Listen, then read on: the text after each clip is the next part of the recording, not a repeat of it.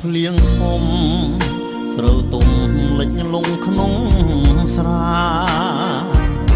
រនោចបាត់ខាស្នេហ៍យើងត្រូវអាប់រាំងស្មៃបងគ្មានវាសនាបានថ្នាក់ថ្នមស្រីឲ្យជាឡាយថ្ងៃនេះទ្រង់ខ្ញុំក្រមគ្រាកាលនៅសិក្សាជីវ៉ាសាងស្នេហ៍នឹងបងទៅរៀនម្ដ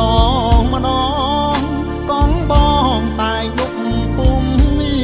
នដៃអមចង្កេះផ្ដោះផ្ដងស្នេហា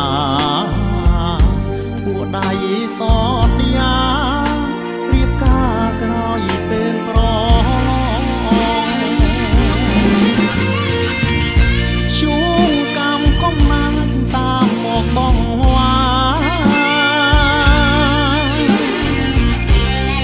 កងពីខាងផ្ដាច់អូនពីបងដាច់អាសាស្នេហាកន្លងអូនកាចោលបងបំពេញបំណងពុកម៉ាកងកាញ់ចាស់សូមអ្នកឈប់ស្រែកដងហើយគេរៀបការហើយមិនមើលមកជីងទៀតទេ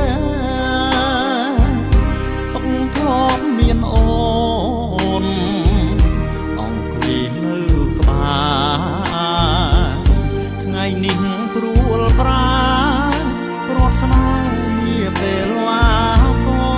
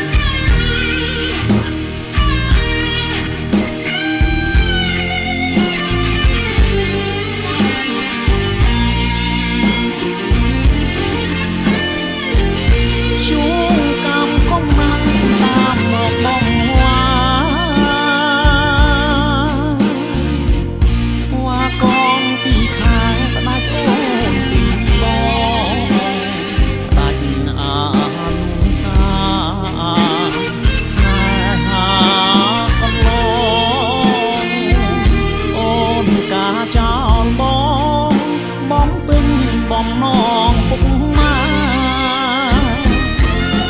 កងកាញ់ចាស់សូមអ្នកឈប់ស្រែកដ